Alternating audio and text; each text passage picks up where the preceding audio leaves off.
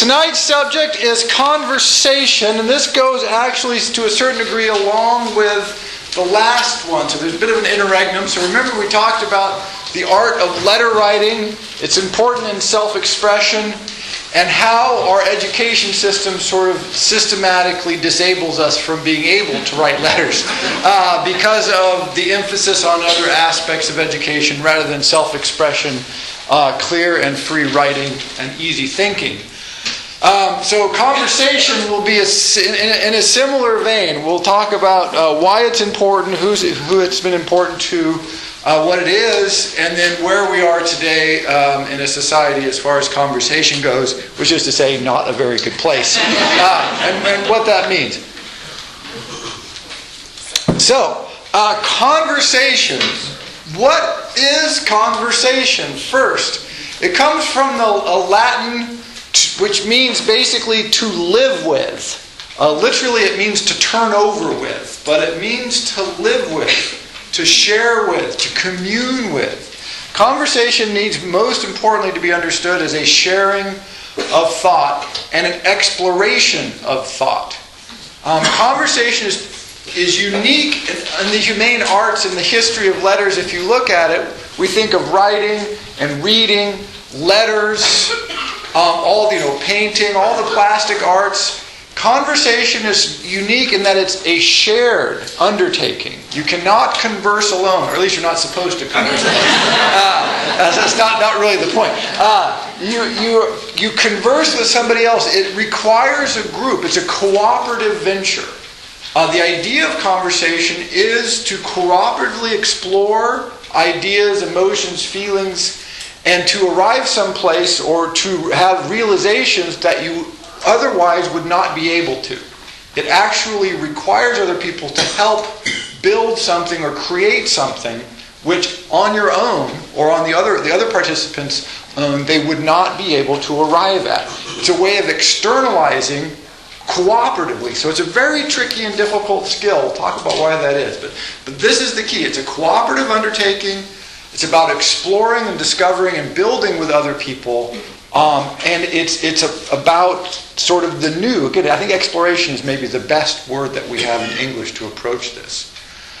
If you look at the history of conversation, basically Western tradition starts, if you want to think about it this way in many ways, with the symposium. Famously, many of Plato's writings that feature Socrates are in fact symposia, which are drinking parties, ladies and gentlemen. I love the word symposium because it sounds so great, but what it is, it's a drinking party. But if you read Plato's Symposium, or any of his dialogues, or most of his dialogues, and I really recommend particularly the Symposium, what's clear is they had all kinds of rules. It was considered very poor form to get too drunk, to drink too much, because this disables your faculty of reason. In fact, at the end of the symposium, they all get smashed except Socrates. It's one of the points of the symposium. Socrates is the one who retains his reasoning faculties. This is what's outstanding about him. He never relents. Everybody else goes along. But if you look at the symposium, Greek world, the whole entire Greek civilization was built around these modes of conversation. What we have surviving are the written materials, which are important to us, not nearly as important to them. They did not put a high value on the written material, which is of course why so little of it survives. They put a much higher value on the conversation. The next big one that we have is from probably the French Enlightenment. If you look at the Renaissance had the whole Castiglione the Courtier, which is the big book on Renaissance morals and behavior. Half of it is about how to talk to people, how to present yourself publicly so that you can be a pleasant person to speak with. Then you have the French Enlightenment, which the famous salons of the French Enlightenment, Voltaire being perhaps the preeminent exponent of this. Again, we remember Voltaire for his works. At the time, Voltaire was famous for being Voltaire and talking at parties and being both witty and this just scathing intellect. And so, again, conversation doesn't survive. And so we sort of, at the time, if you ask people why they like Voltaire, they would say, oh, he's this great wit. And they say, have you seen any of his plays? No, we're not going to plays. A lot of people just didn't go to plays. They sort of considered, a little bit low class, D-class A. But they might have read them, but mostly they've been talking to Voltaire, which is the most fun thing to do. Then you can move to something like Fin de Siècle Vienna, where Cafe Society had raised the art of conversation to, some people argue perhaps its greatest moment in history, until, of course, it was wiped out by the Nazis and the Anschluss, right? And this is important, a historical moment. The first people that were arrested by the Austrian Nazis were the Cafe Society people. They weren't political figures. They were literally, this is absolutely true. It's as soon as the Nazis arrived, the Austrian Nazis went immediately to the cafes, rounded these people up, and a lot of them were dead within 12 hours. So they were waiting. I mean, they had their list of who to get, and you'd think it would be this politician, that Democratic leader, that lawyer. No, it was Polgar, and that writer, and this playwright, and that cabaret star. Friedel, we've got to get them. And the ones who got out early survived. The ones who didn't, they didn't make it for a week. It's shocking. I mean, those are the people they want. They wanted the talkers. Get rid of the talkers. But this is true all over the world. In Hinduism, the word Brahmin, maybe the word, even the idea of guru, which is we're very suspicious of this idea in the West. But for them, the whole connotation of Brahmin is at the feet of. You learn by talking, you learn by seeing, you learn by interacting. Again, the written component of that was always considered to be of secondary importance. And in fact, if you look at Hindu classical texts, what you almost invariably get, much like the Talmud, is a text box about that big surrounded by commentary. And you can see what they've done is they've created a conversation. And you have this scholar here, and this scholar here, and this scholar here. Literally, you'll have 3 or 4 different scholars commenting on the same text. And when you consider that those texts are often, like the Ramayana, very long to begin with, I mean, they're multi-volume, they're really big. But they're big because it's all conversation. What does this passage mean? Well, this says this, and this says this, and this guy is commenting on what this guy, and this guy, and that guy's, right? And this carries down for generations. Because in their tradition, the story is the beginning. And when you sit at somebody's feet, quite literally, they tell you a story, and then you ask questions. So the story doesn't stop. The story begins after it's been told. So that tradition is very strong. China has a very similar tradition in many ways. And so it has been central for a very long time.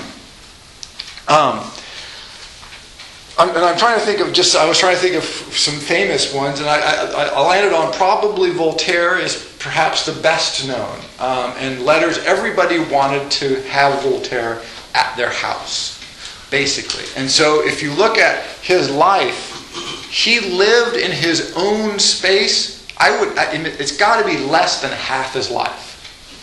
Like probably a lot less. For at one point, he went from a noble's house to the Bastille. Bastille hadn't been torn down yet, of course. Back to, when he got out of the Bastille, back to a noble's house where he was then rearrested and went back to the Bastille. At what point he went to a country noble's house. And then he got tired of that, so he went back to another noble's house in Paris. So I think for that 4-year stretch, he never lived anywhere but somebody else's house. And he wasn't working for them. He wasn't a servant. He wasn't paid by them. He was just pleasant to have around. Everybody wanted to talk to him. And so they just kept him. In our modern day, the person that sprang to mind was a gardener, actually, named Russell Page. He's written probably the most famous book on garden design called Education of a Gardener. He never had his own garden and almost never lived in his own house.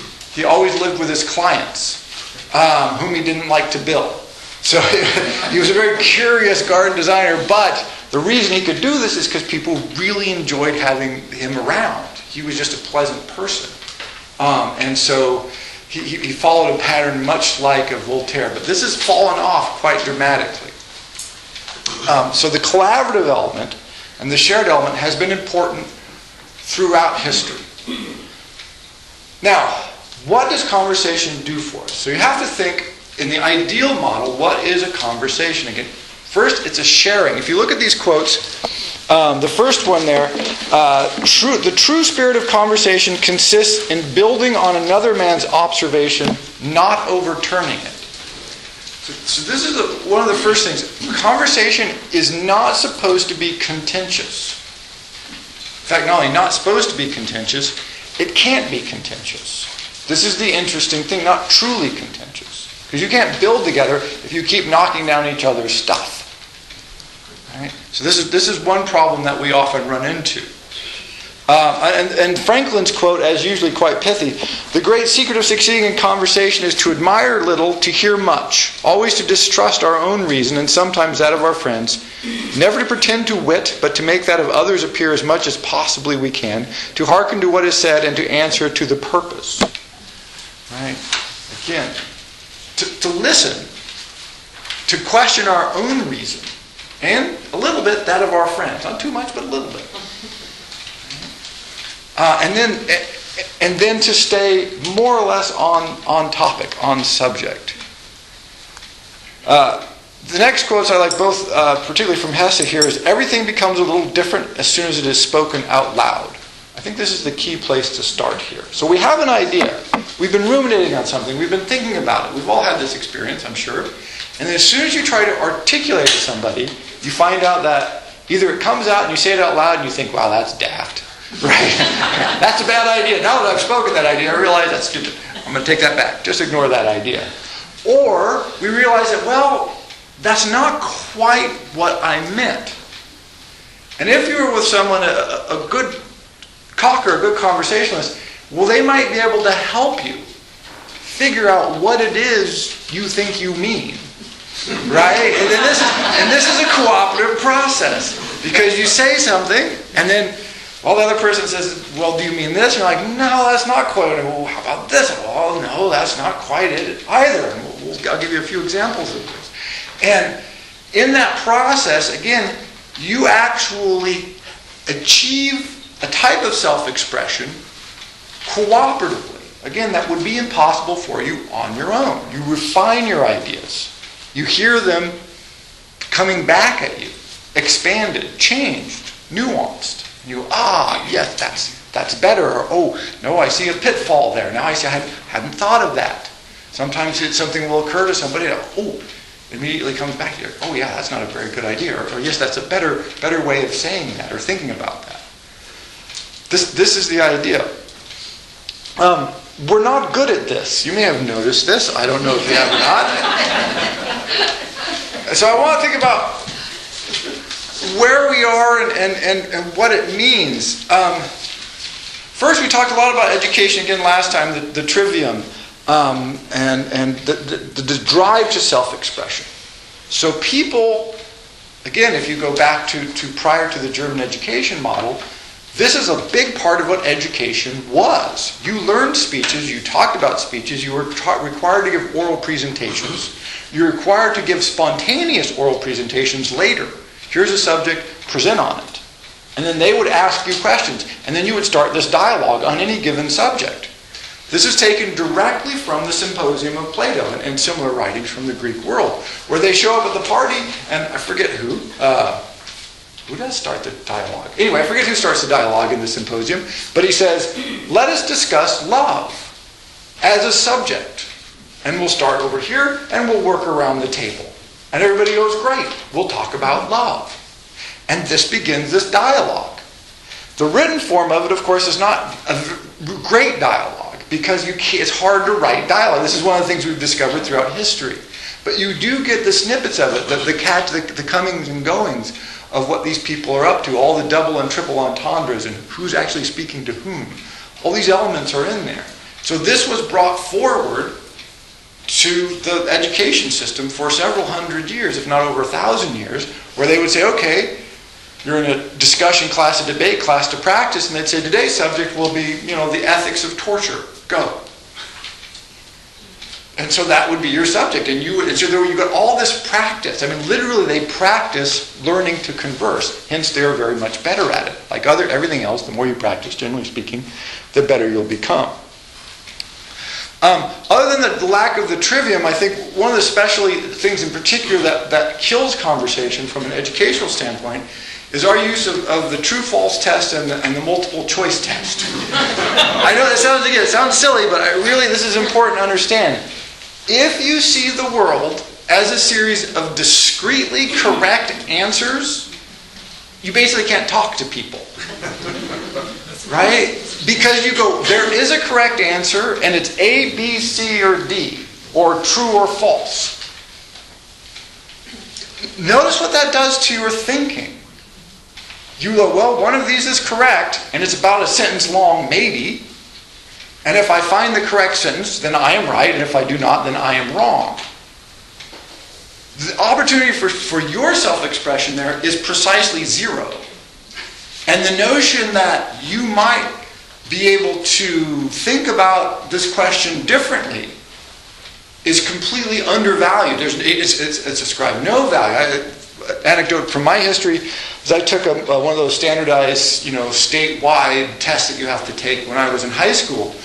And one of the questions was, if the supply of milk increases, what happens to the price of milk? It goes up, it stays the same, it goes down, right?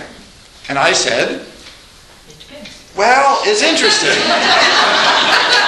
Of course, the silly idea is if you have a strict supply and demand theory, then of course you increase the supply, the price will go down. That's fine. However, because my mother owns dairies and my father was a commodities broker, I knew that milk is price supported. And so supply is very weakly correlative with the price of milk. And so I said, correctly, as far as I was concerned, that the price would not change, because in fact the price almost certainly would not change, because it's under a quota and price support system, which is inelastic. So I marked, C, whatever, D, B, whichever one does not change. I marked that. Well, of course we get the test back, and I got it wrong. So I protested this. I said, no, I think this question is wrong. And so, because of the type of person my father is, I showed it to him, and he said, well, I'll take care of that. And he got me credit for the question, and he got the answer removed from the state test. That question no longer appeared on the state test. Now, but what's important here is, even if all I was given to give a short 3-sentence response to this question, then you could say, under classical supply and demand model, the price would go down. However, if you're actually asking what would happen, we have milk price supports and quota, therefore the price would stay the same. This is not difficult. But it does require a certain amount of potential knowledge. When you have an A, B, C, D system, it says no. The world is discrete and clear, and it is not necessary to explore, reflect, or inquire.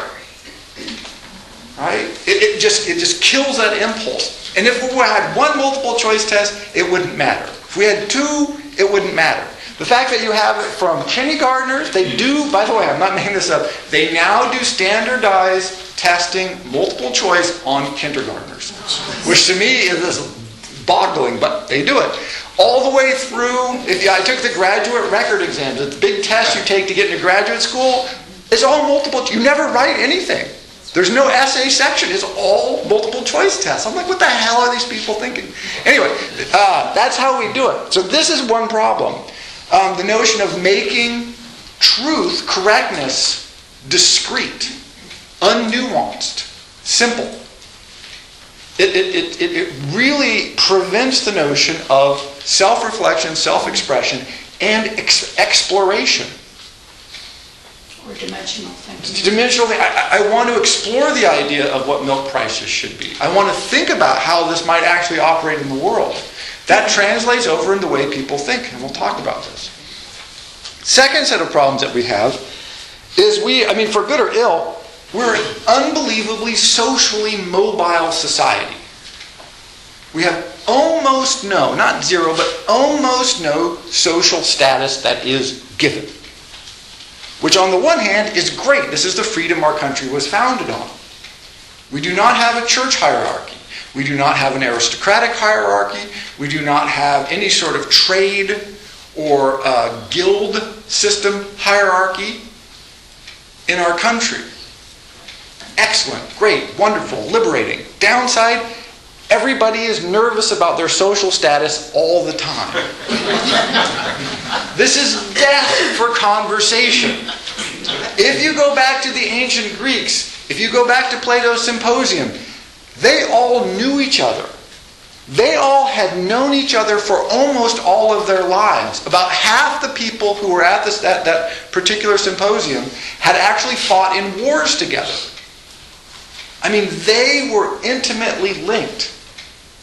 They did not need to establish sort of an identity, who they were with these other people.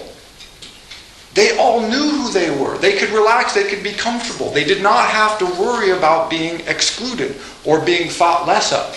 Everybody knew them. If they thought less of you, they already thought less of you.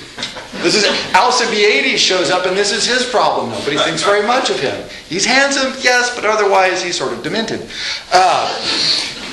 If you look at in France, aristocratic France, you were born. There you go. You're done. Congratulations. Right? If there's a great biography of one of the people I'm most interested in is this Talleyrand, this sort of unbelievable French noble dude. And they said the thing you cannot forget about him is he was the family of Perignon. His entire life, the Talleyrand, his family name, everybody who met him, he goes, oh yes, I'm Talleyrand. Oh, well, it's just like a gold card to everything. All of the nobility knew everybody. Even if they had never met you, all they had to know is your name. Your status is fixed. Absolutely. And here's what this means. It's the same thing if you go to Vienna, the Vienna Cafe Society. This is the classic example of the démembrement. It was prostitutes, Jews, sort of grifter drug addicts, artists, intellectuals, political radicals. What I like to think of as the good people. Gypsies. Their community was built on the fact that everybody else in society hated them. It's important to remember, it was not just a positive association. It was also a negative association, which we're all here together because out there they want to kill us. And it turns out that they did. It was not a suspicion. It turned out to be factually accurate. But so they all knew each other. The Jewish community relatively tight. The artist community, the cabaret community, the homosexual community. All these people were drawn together but as much as they were driven together. And so they all had this notion they knew each other. So their status by society was basically fixed. They could not unfix them. And so they didn't have to worry about social status. We have to worry about social status. And here's what this means. This the example I want to give here from actual, I'll try to use all actual conversations I've had. This one happens over and over and over again. So I almost never see films. I maybe see a film a year, although probably not that often. If in conversation you ever say, you should see this film, and I say, okay, I'm lying. Right? I just say okay because then people stop badgering me about seeing films. I never see films. I don't know. I don't find them that interesting. I've seen a couple films. And I don't have a TV. The only thing I ever watch on TV, which is usually at friends' house, is football. The reason I can't have a TV is because there's a lot of football on TV, and I would never do anything but watch football if I had a TV. So I can't have one. I'm not responsible enough. Right. So people will come to me and they'll say, oh, party, whatever, have you seen this TV show? And I say, no, I haven't seen it. And they say, oh, have you seen this one? And I say, well, no, I don't see any TV shows, so I don't have a TV. And their immediate response, almost invariably, is defensive. Oh, well, I don't watch that much TV. And I'm like, see? So, notice we're not communicating at this moment. This is not communicating. Now, you have to go back. Imagine you're in Enlightenment France, and I'm at a party, and some nobleman comes up to me and says, have you been to this brothel in Paris? And I said, well, I don't go to brothels. He's not going to be defensive. He's going to think, why not? Why wouldn't you go to... What a fool you are! And I can say, well, prefer to go after amateur women. I find them more exciting than professional. And then we can have this wonderful conversation about professional versus amateur, the thrill of the chase. You know, all of this, it could be great conversation.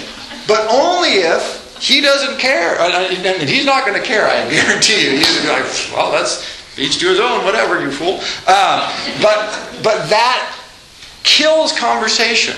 The moment someone becomes defensive, well, I don't care how much TV people watch. I mean, we can't communicate. It kills that opportunity.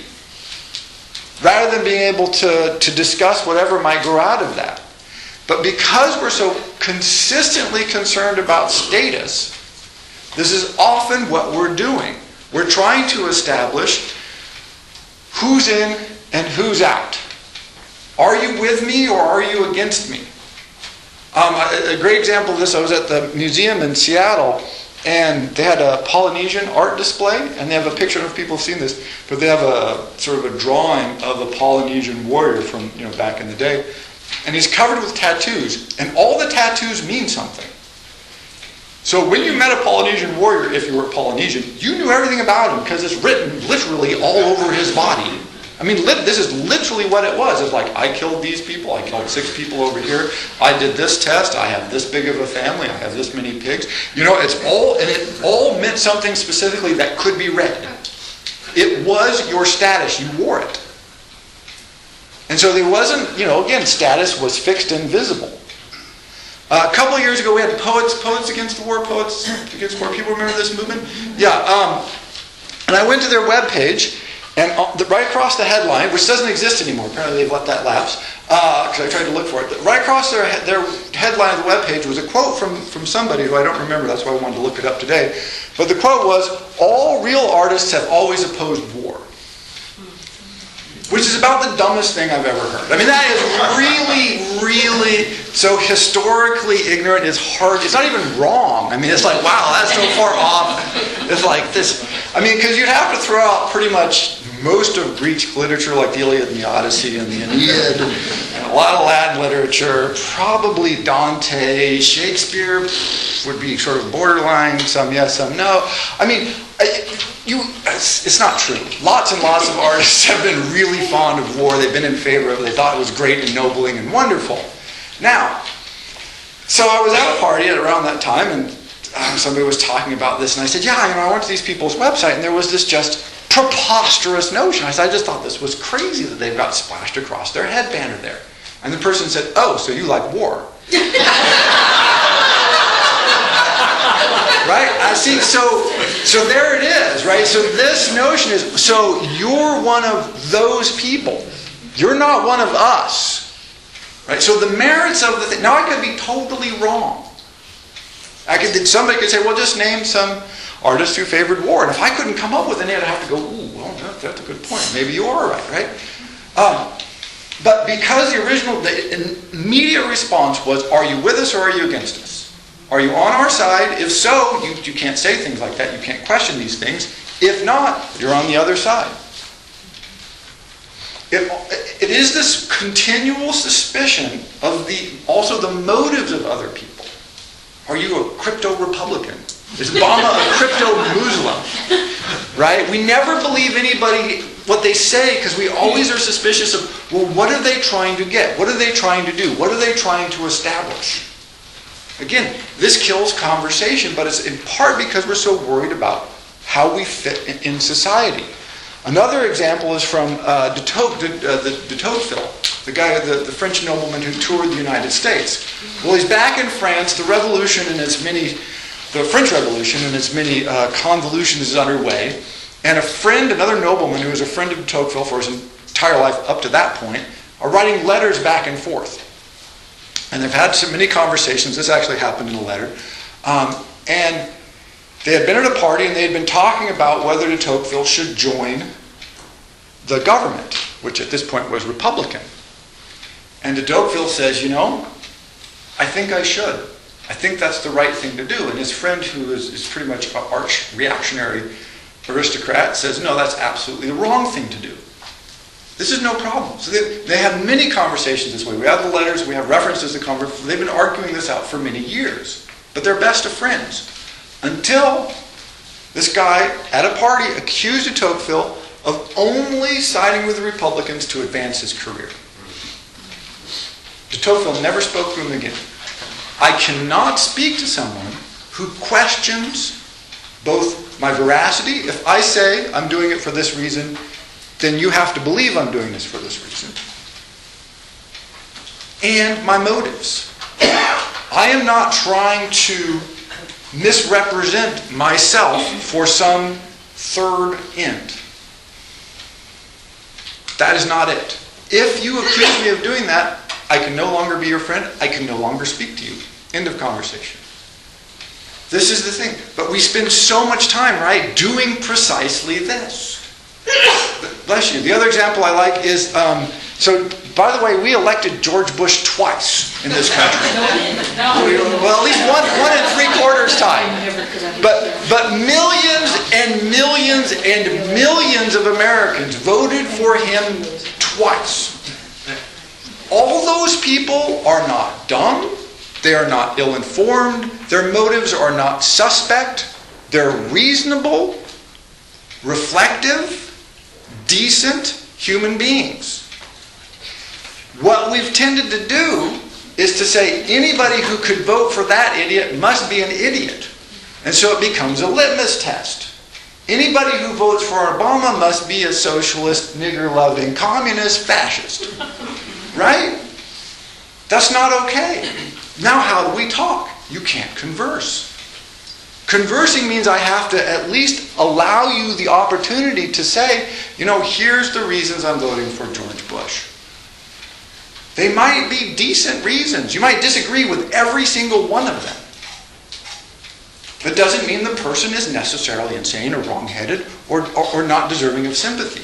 But we spend so much time trying to eliminate people, put them in boxes. But it's not entirely our fault. Again, when you live in a country where everybody comes to us with almost no identifiable status, how are you supposed to know who people are? Further problem with that is we have a situation of huge social mobility. We're always inundated with strangers. When you're continually dealing with strangers, this amplifies the problem of social mobility. Not only do I not know what your status is, I may not know you at all. The old letter of reference used to be the magic ticket. You had a letter, it said, this is Wes, this is who he is, there. So you knew my status when you showed up. You would be a stranger, but I knew your status. That solves the problem. Or, if we have a very loose social hierarchy, but everybody knows everybody, that solves the problem. But we have both very low social status that's assigned from outside and incredible geographic mobility. Lots of strangers, no particular way to figure out who they are. Now we use sort of money and wealth and tags like this as an ersatz attempt, but we all know it's a terrible way to do it, and yet we have to use it, right? How else do you know? So what do you ask people at a party? The inevitable question when you meet people you don't really know. What do you do? Yes, absolutely. I suggest making up crazy stuff. Right? I mean, but on one hand, it's a sort of terrible question, but on the other hand, how else do you start trying to figure out who people are? That's what they want to ask. Who are you? And if you go back in the day, back to the Iliad, everybody's fighting, two chariots pull up, and the first thing they say is, I am Wes, son of Tom, son of Tom, son of Tom, who did this and did that and did this and did that, and my brother did this and we did that, and my sister married this guy, and who are you? And he would say, I am Bob, son of Bob, son of Bob, blah, blah, blah. And there's this great scene in the Iliad where this happens, and the two guys realize their families are friends. And so they go, oh, we better not fight. You go kill some Achaeans over there, and I'll go kill some Trojans over here. And so that's what they do. Because in announcing who they are, they discovered that their families were actually sort of interrelated, and so they ought to be killing each other. Right? But we have no system for doing this. And so again, we're free-floating. We also have incredible professional mobility. which just sort of ups the stakes again. Which means we don't know who could be our boss or who could be... Right, notice that we elect people from the general population to office. This is unbelievably rare. It means that anybody in this room should someday be the mayor, so theoretically I should say nice things to you. Right now, just at the college, Bruce Hattendorf, who was a colleague, decided he was sick of grading papers, and so he moved into administration. So now he's my boss. Right? So all of the complaining I've ever done to Bruce about the crappy administration, right? And now he's my boss. And so theoretically I'm supposed to pretend like I don't believe all that stuff. Of course, it's not going to work. But this is not at all unusual. This is very unusual both historically and even today somewhat in the world. You know, your bosses are over here. If you're a boss, you're over there. If you're a worker, you're over here. There's not all this interpenetration. All these people who are moving up and moving down and, like I said, becoming elected office, and all of a sudden, wow, this random person from your hometown who you never liked, now you're senator. Hope should have been nicer to them, right?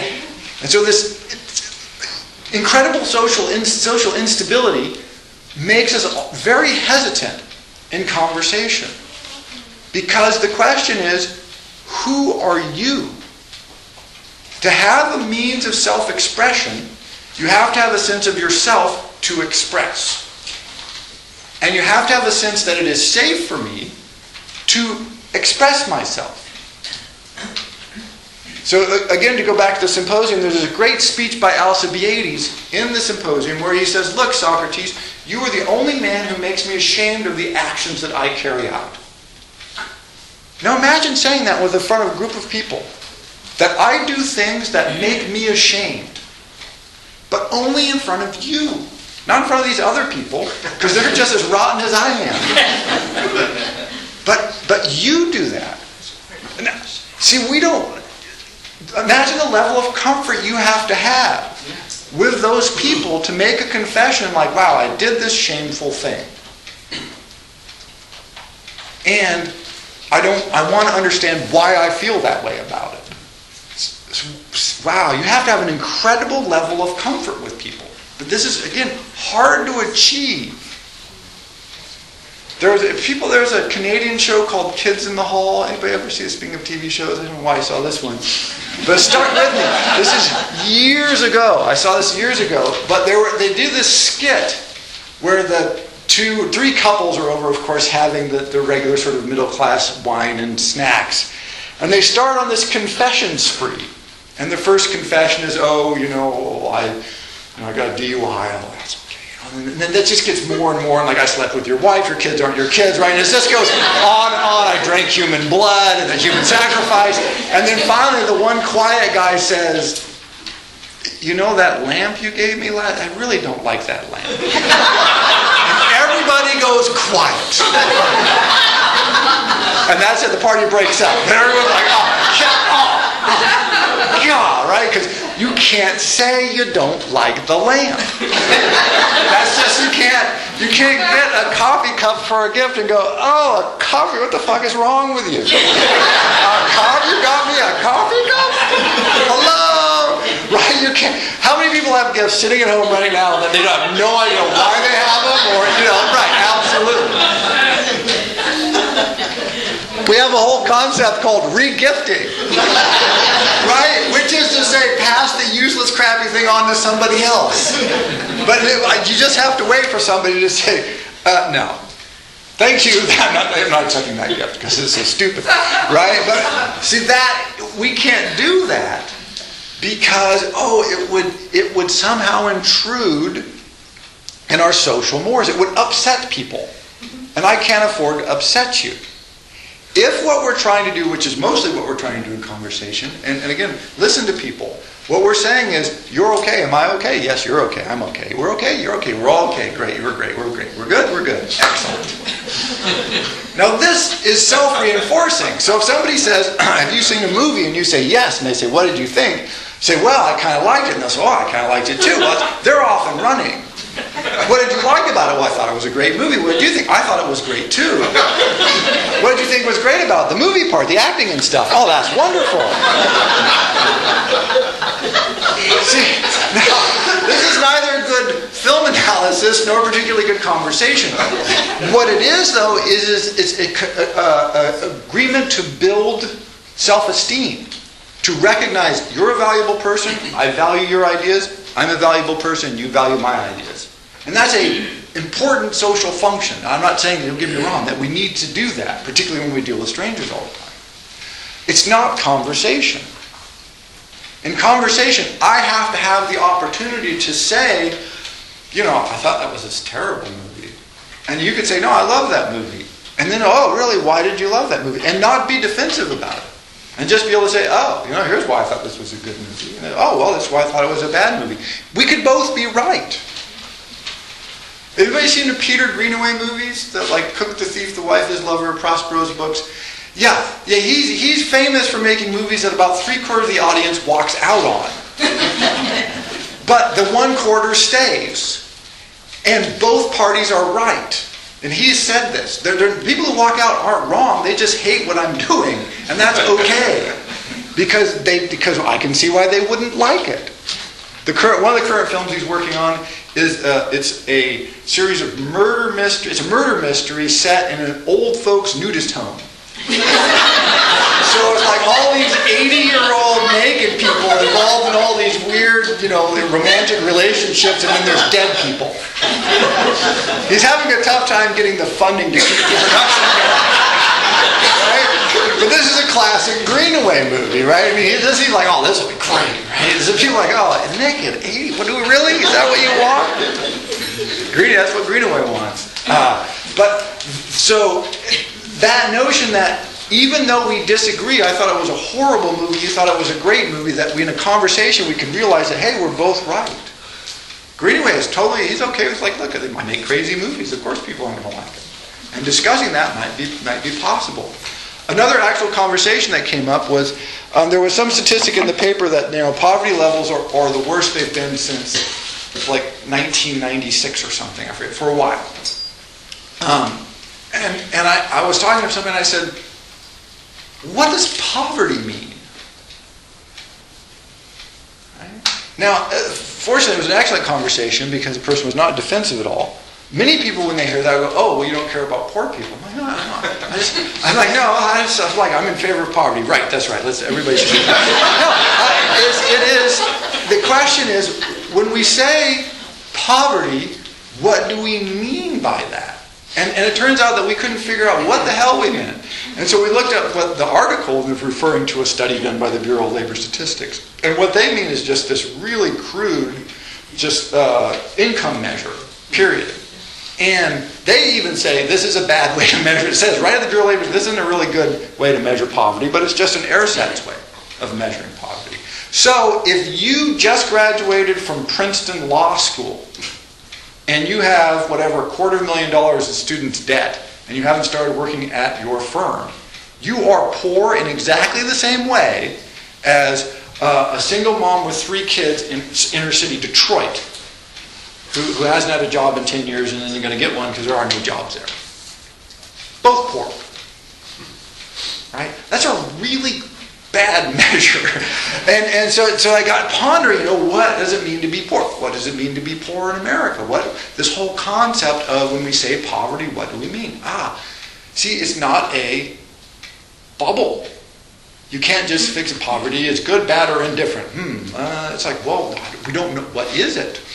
In fact, we now have a couple of friends of mine, we have a whole list of words that you can't use anymore. Art, love, spiritual, nature.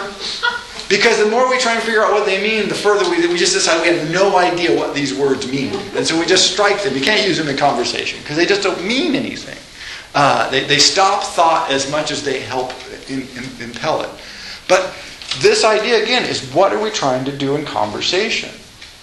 If you feel comfortable with yourself, if you feel free to express yourself, and if you're with people who feel the same way, now you can actually question, explore, sense nuance.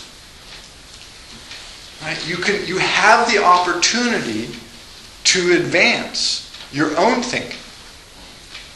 But again, it is a measure of freedom. What does it mean to explore? Well, it means at some level, you're willing to get lost. You're willing to say, I don't know. You tell me. Maybe you've got a much better idea. I don't know, we're going on about 17-year-long conversation on, a friend of mine had a cardboard box in his living room, and he had a tablecloth over it. And he said, well, this is my table. And I said, no, that's a cardboard box with a tablecloth on it. So, now we're raising this question of, what does it mean for something to be a table? Right? And it's been one of the most... Now we can't even remember exactly who was on which side to begin with. But what it's been very useful for is for getting us to the place where we recognize that trying to define what things are is much trickier than you might think. And so now we just have to say, if we see something we don't understand what it is, we always say, oh, it's a table. Right? Because we'll say, something like this, is it a table or a desk? Defined by use. Yeah, it's got a drawer over here. And usually we don't think of tables as having drawers. Right? Is it just use? Because in one of the examples we came up with, okay, if we put a tablecloth on a corpse, does that make it a table? Only if there are teacups. Only if there are teacups, right? We go, probably not. That probably is not. So functionality can't be the only possible definition. Well, the point of all this, we've been debating this, like I said, we don't even know where we've been the entire, everybody's been on every side of the issue. But what it does is it opened up this whole notion about just all kinds of things, like the word poverty. We use words like table or poverty and we think, oh, we know what they mean. Yeah. And we use them shorthand all the time. And we have to. Again, it's necessary. What conversation allows you to do, amongst other things, is to stop and say, well, what do you mean by this? Really? Let's explore that. It's not an attack on you. I'm not saying you use it wrong or right. I'm just saying, do we even understand it? Another example is you always hear this, men we're from Mars and women are from Venus, right? There was that great book out, great in quotes, book out a while ago. But what is clear is that people often use words very differently to mean different things. And so we talk about one of the words that's stricken from conversation is love. And so I've asked people before, if you say someone loves you, how do you know? And you get very different answers. How you know someone loves you. What are they doing, saying, how are they being that makes you feel like you were loved? And this is clearly a problem. Because if you have two people who say they love each other, but each of them thinks that what love means is something completely different, right? You see how this is going to create trouble? Right? Well, if you loved me, you would wash the car. It's like, what? What the hell are you talking about in wash the car? If I would love you, I should write you love sonnets. I'm not reading your crappy sonnets. I want the car washed. So what you think of as love is being received as either annoying or bizarre, and what they think of as love is being rejected or is totally absent. Right? Why is that? So people say, men and women can't communicate.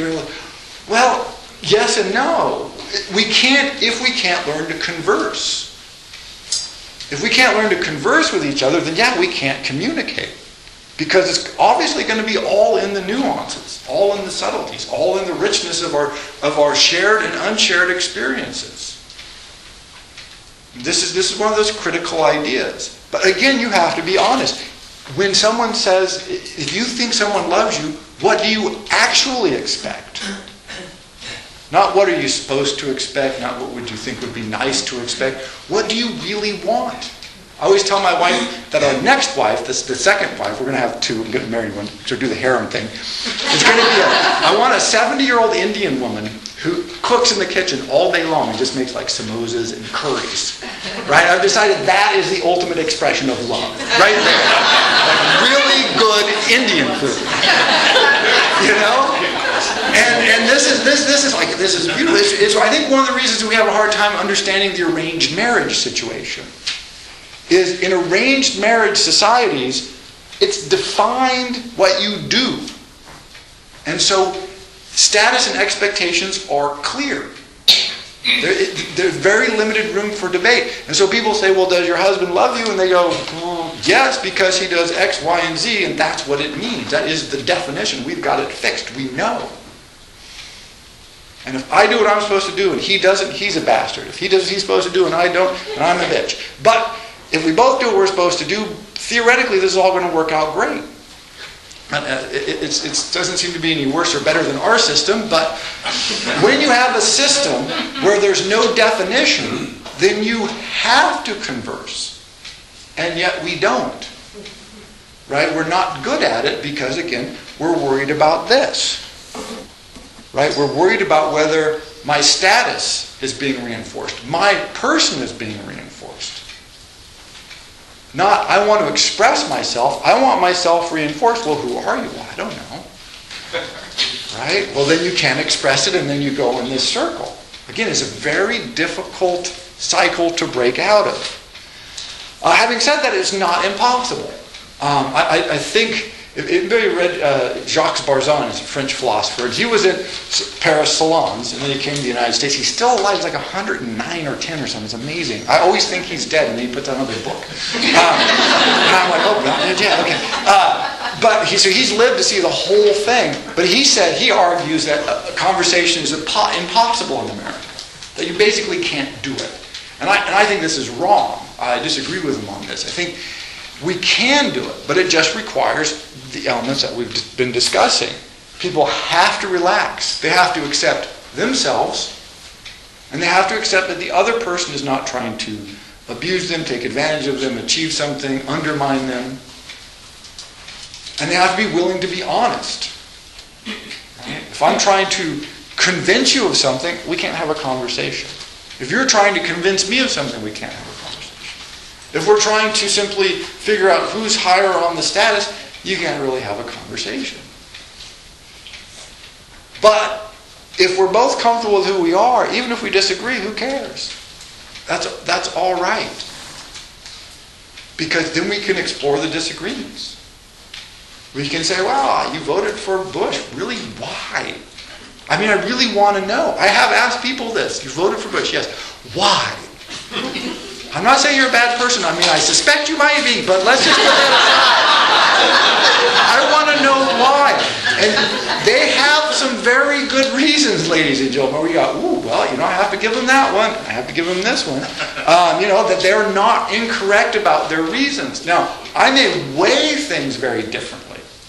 I may say, that reason, I agree that is an accurate reason, but you've put much more weight on that than I ever would. So you're not wrong. We just disagree about the relative merits of this. Right?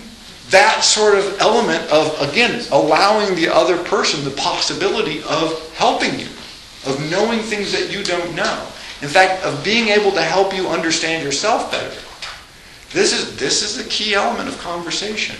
And if we allow ourselves to do it, then we're back to the beginning where we have the opportunity to experience one of the great elements of humanism. Again, if you go back, beginning of the lectures, if you look at the history of these periods when humanism has flourished, conversation is a key element.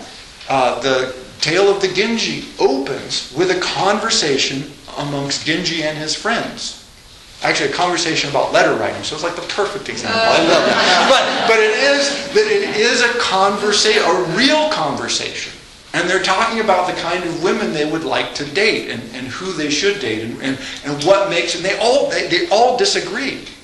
This is the thing, and they all make very good points. Where you read one, you go, well, that's very nice, and then you read the next, and you go, well, that's a pretty good point. And you realize that this notion that different people can actually disagree and yet have this rich, fulfilling, interesting exploration of concepts that in the aggregate, like the Symposium, like Castiglione's The Courtier, like Hume's Dialogues, create something that's much greater than if you just have a character who says, here is the truth, capital T, underline full truth. Much richer when you go, Alcibiades sort of has a point, Socrates kind of has a point. Aristophanes may have a point, but who cares? It's so funny. They're all in there. And it's the richness and the fullness of the conversational experience that undergirds the humanities. Because again, it is the rare cooperative moment. It's not me in my cubicle thinking, working by myself. It's me with other people building something. It's also experimental. I can try ideas out. I can go, hey, I had this thought. And somebody says, well, you were probably drinking. Because now that you've said it out loud, it doesn't sound very good. And you might say, yeah, you're right. Or, hey, that's an interesting concept. Let's go with this. And so as a trial ground, as a cooperative thing, it builds the intellectual and social community that allows for the humanities to flourish as a mode both of self-expression and of community building. That's conversation. Thank you.